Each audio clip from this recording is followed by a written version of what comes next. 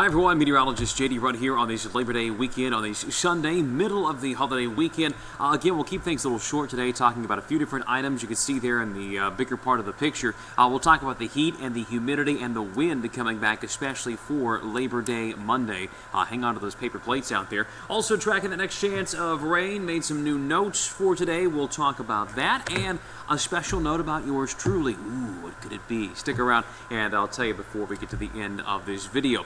Let's first off, we'll do this more today. We didn't do it so much yesterday. We'll talk about what's going on in the tropics right now, or at least the Atlantic Ocean with Hermine, the leftovers of Hermine. Here's the big picture right now. Closer look at this thing. It's going to sit there off the northeast part of the coast, the country, for a while and just kind of spin for a couple of days, almost trying to move its way back into the U.S. The expected idea with this is that eventually it's going to kind of wobble back in toward the New England states as we go more through the next 2 or 3 days. Could still be an issue for those on the East Coast, from rain to wind and everything else like that, so they're really going to keep eyes on that.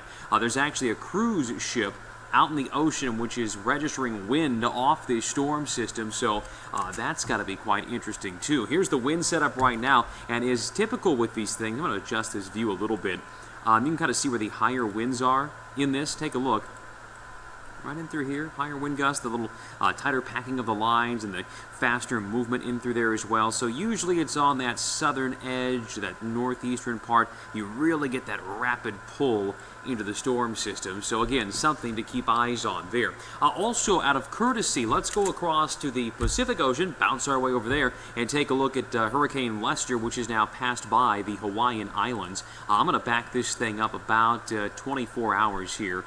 Let this backfill itself. And let's take you back how this thing kind of moved just along the northeast edge of the Hawaiian Islands. They no doubt got some wind and some rain and some good surf off of that for sure as it cruised by and kind of rematerialized north of the Hawaiian Islands. May actually intensify a little bit more over the next day or two. I think there is. Do I have in here? Let me check. Sorry, I'm doing this on the fly with you. I thought there was a way, maybe not. It might have been taken out of here. I was going to try to look at the actual details of that. I don't think I have that tool drawn up on here. Either way, it's something to keep eyes on nonetheless. To show this to you in a little more detail, let me actually click over a couple of things. We'll go here. And there is how it works on this great website you can get your hands on. If you do a Google search for Nullschool, Nullschool, earth.nullschool.net, this great wind flow map of the entire Earth.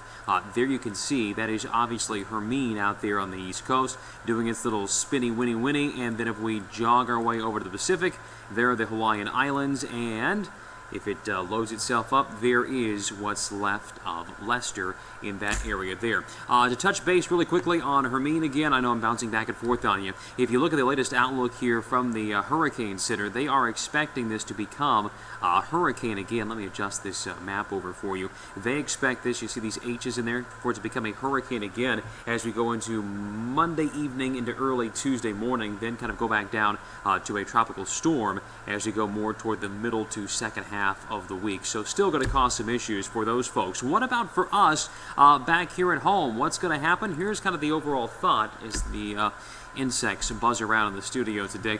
Highs in the 90s, dew points in the 70s, breezy afternoons, and then rain chances for Wednesday through Friday. If you're planning things out for tonight, here's what I think you can expect. Temperatures in the upper 70s, low 80s. Should be a nice night this evening. If you have a cookout going on your Labor Day holiday, 75 at 10 a.m. We should be in the middle 80s by about 2, upper 80s to near 90 for the mid-afternoon, then about 88 at 6 o'clock.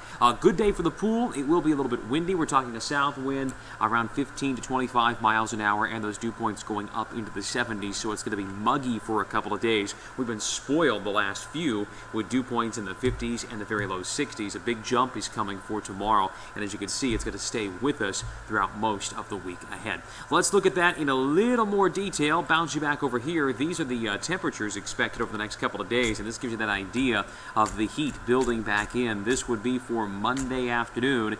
There you see a good area in the upper 80s to lower 90s. Tuesday, somewhat more of the same. This is using the GFS forecast model, which isn't as warm as some of the other guidance is going. Nonetheless, still keeps us plenty warm as we go through the week. This is probably the bigger factor, though, to touch on. Showed this to you yesterday, the dew points. Here are Monday afternoon's dew points. Look at that, into the 70s. That's that thick air, and it's more of the same.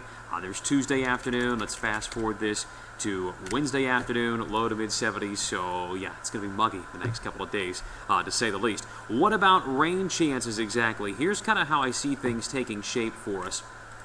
A little cold front's going to work its way in by about Wednesday night into Thursday. You're already going to be pumping up that warm and that humid air from the south. You've got the cooler, drier air coming in from the north right there along that front. So this is the perfect setup for showers and thunderstorms late Wednesday into Thursday. And then what may happen on Thursday is that cold front may try to retreat a little bit more to the north as a warm front. That is something to keep tabs on for us as well. And then it may come back down as we go into Friday into Saturday, it looks like, as kind of a cold front again, so kind of meandering across the area. And that'll give us that window of rain shower and thunderstorm chances late Wednesday night, Thursday, Friday, and perhaps into Saturday as well. Outside of that, it should be a warm week ahead, at least through Wednesday, if not into Thursday. Here's kind of what we're forecasting right now on the 7-day forecast for you as you kind of plan out the short work week ahead. There you see, got the chimes in there today. 87 on Thursday, 85 on Friday, the rain showers and thunderstorms. Then Chiefs football on Sunday, if the forecast pans out and holds. Looks like we should be right around 80 degrees, maybe a stray shower chance on Sunday. We'll keep tabs on that, still a week away. In the meantime, windy tomorrow, hot tomorrow, and a little bit on the humid side as well. Either way, though, good day for the pool, or at least that cookout outside. Now, what's that note about yours truly? What's going on? I will not be here next week for the big Chiefs football game, getting married. So I'll be off tying the knot and getting hitched next weekend. So that's what is happening to me. Allison and I have been planning this for a little while, and we picked September. Good time to get it done. And so that's where we'll be next weekend, is getting ourselves married and taking that next big step in life. So thank you in advance for the congratulations, which I'm sure many of you are saying. I appreciate that. I really do. So we'll be on the air tonight. No 5 o'clock newscast on this Sunday. I believe NASCAR is on tonight. We should be on at around 10 o'clock. And then, of course, I'm back Wednesday for our midday program. And then I'm off Thursday, Friday, Saturday, and Sunday to go get married. So we'll see you following that. Have yourselves a great Labor Day holiday and make the most of it, all right? And we'll see you